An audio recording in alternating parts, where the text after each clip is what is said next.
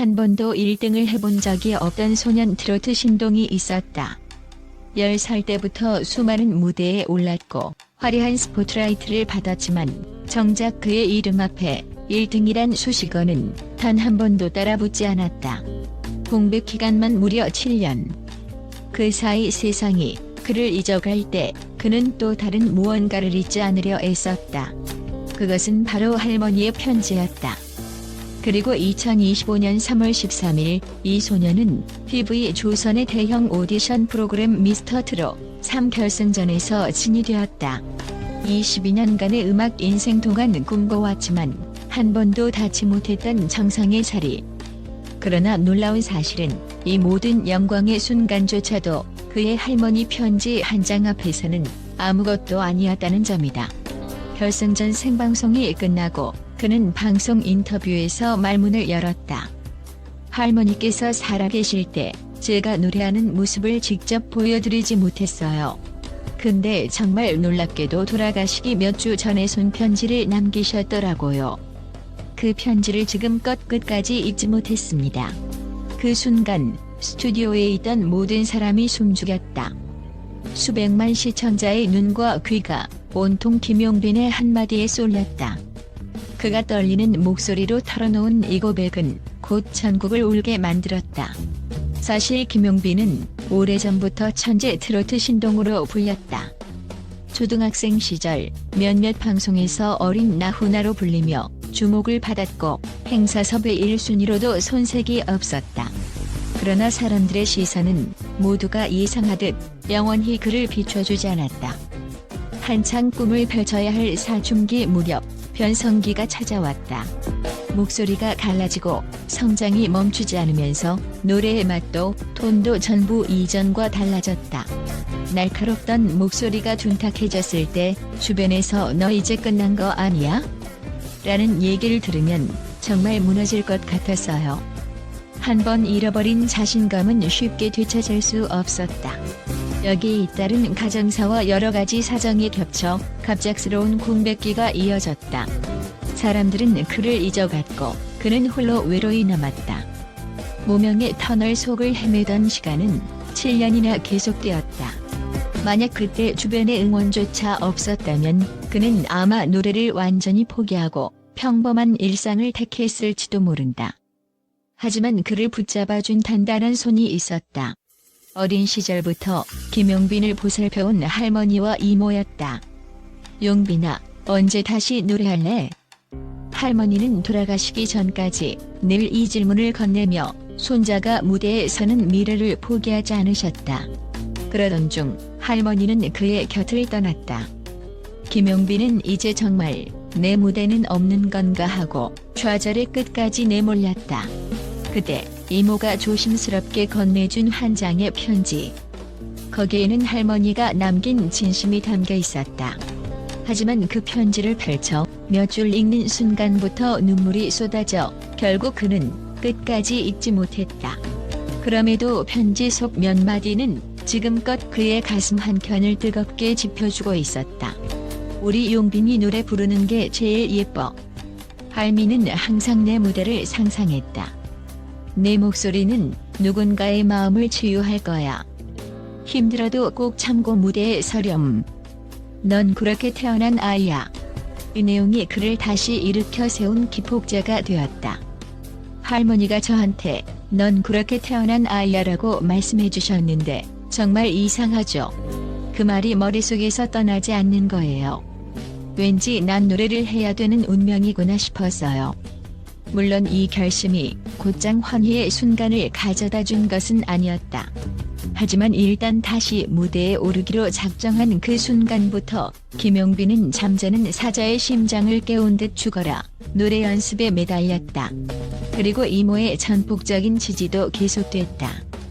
연습실에서 낯선 이들이 건네는 냉소 섞인 시선에도 꿈쩍 않고 밤낮 없이 노래에 몰두했다.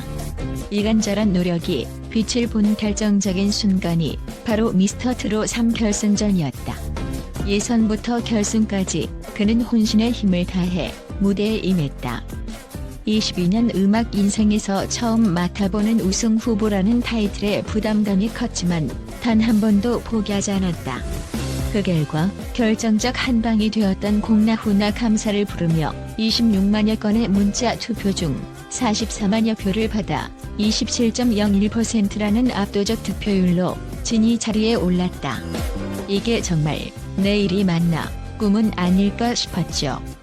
22년 만에 처음으로 받은 1등이었으니까요. 그는 환하게 웃으면서도 왠지 모르게 울컥해 눈물이 글썽였다. 그로부터 얼마 뒤 갈라쇼 무대가 열렸다. 결승전의 열기가 채 가시기도 전에 진행된 이 갈라쇼에서 진이라는 왕관을 쓴 김용빈은 더 이상 우승자의 모습이 아니었다. 그는 온전히 무대가 주는 감동과 돌아가신 할머니를 향한 그리움에 잠긴 청년이었다. 이날 방송의 가장 극적인 장면은 단연 할머니의 편지 낭독이었다. 사회자의 요청에 따라 김용빈은 조심스럽게 방송 최초 공개라는 말을 덧붙이며 편지 일부를 읽어주었다. 제가 읽을 때마다 펑펑 울어서 사실 잘못 읽어요. 오늘도 중간에 눈물이 터지면 어쩌나 걱정입니다. 그 떨리는 목소리는 스튜디오 전체, 나아가 수많은 안방 시청자의 심금을 울렸다. 관객석에서는 곳곳에서 훌쩍이는 소리가 터져나왔다. 무대 뒤편 대기실에 있던 칠터킬이라 멤버들도 고개를 숙인 채 묵묵히 눈물을 훔쳤다. 용빈이 형 진짜 대단해요. 저도 형처럼 깊이 있는 노래를 하고 싶어요. 후배 가수들은 김용빈에게 존경과 애정을 표했다. 이날 방송에서 그는 새삼 깨달았다. 나를 진정으로 응원해주는 사람이 이렇게 많구나. 그리고 내가 노래를 계속해야 하는 이유는 바로 여기 있구나. 우승 상금 3억 원을 전액 이모에게 드렸다는 소식도 엄청난 화제를 모았다. 이모가 20년 넘게 저를 키워주셨어요.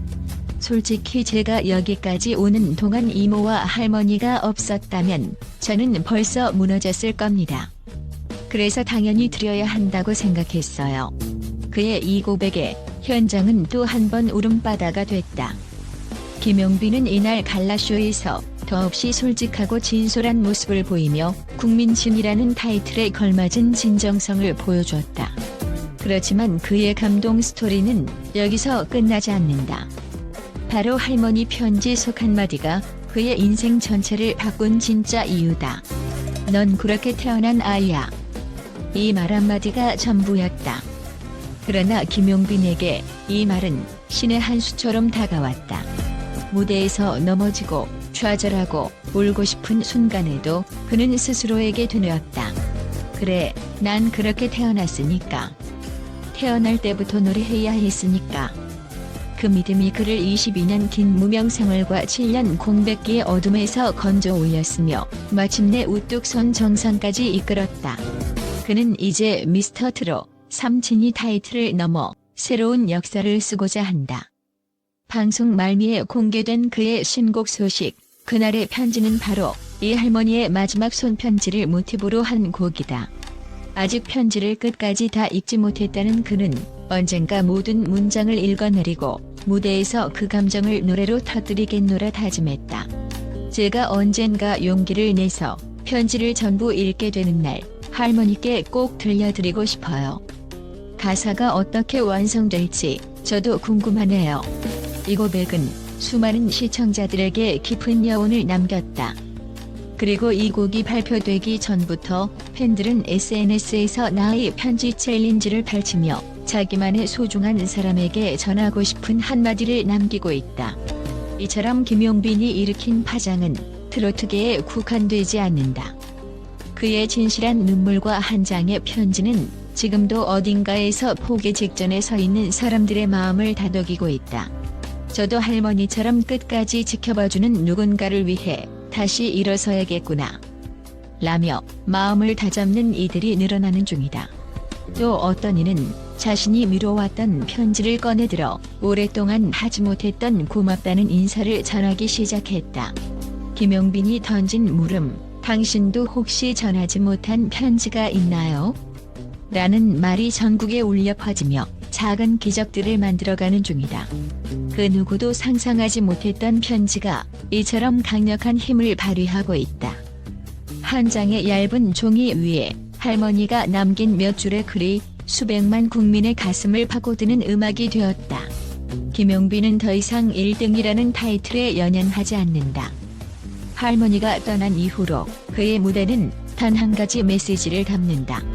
내 목소리가 누군가의 마음을 치유할 수 있다면 그보다 더 소중한 상은 없다.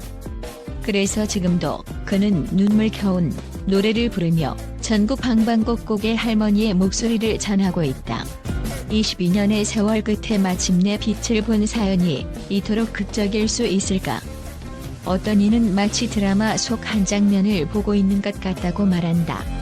실제로 결승전 생방송 날 그가 막 울음을 삼키며 마이크를 잡고 부르던 감사 무대 영상은 온라인에서 순식간에 수백만 뷰를 기록했다.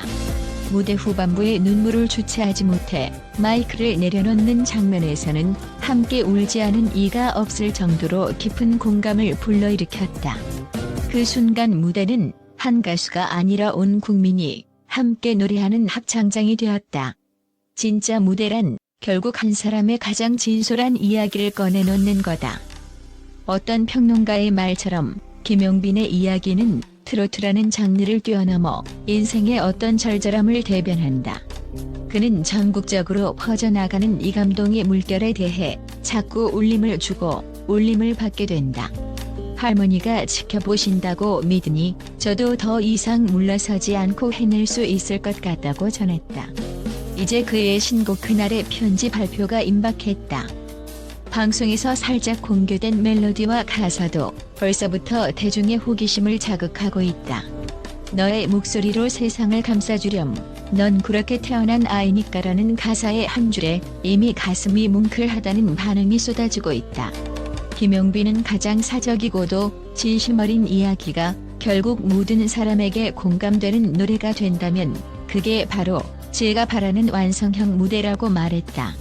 지금 이 순간에도 누군가는 긴 침묵 끝에 펜을 들어 마음속 편지를 쓰고 있다. 누군가는 주저하며 간직했던 종이를 펼쳐들고 또 다른 누군가는 그 편지를 굳게 접어 소중히 품는다. 김용빈이 노래로 쓴 편지는 바로 그런 의미일 것이다. 할머니가 남긴 말처럼 내 목소리는 누군가의 마음을 치유할 거야.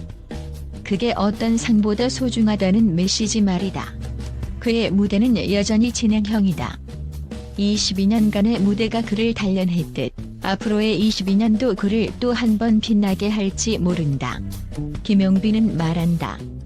1등이라는 상보다 제가 받은 건 할머니의 사랑과 전국 민심의 온기예요. 편지를 다 읽을 수 있는 날이 오면 그날도 노래하며 울지 않을 수 있을까요? 그래도 괜찮아요. 눈물 흘리면 어때요? 그 순간이 제가 할머니랑 가장 가깝게 이어지는 시간일 텐데요. 끝나지 않은 편지, 끝나지 않은 노래, 그리고 끝나지 않은 이야기. 우리는 김용빈의 무대를 통해 한 번 더 깨닫는다. 가장 위대한 메시지는 가장 사적인 이야기로부터 비롯된다는 것을. 그의 노래가 지금껏 수없이 많은 사람들의 마음에 울림을 주었듯 언젠가 당신도 잊고 지낸 편지 한 장을 꺼내 읽어보길. 그리고 전하지 못한 그 마음을 언젠가 꼭 전해보길 바란다. 그 작은 용기가 분명 또 다른 기적을 낳을 테니 말이다.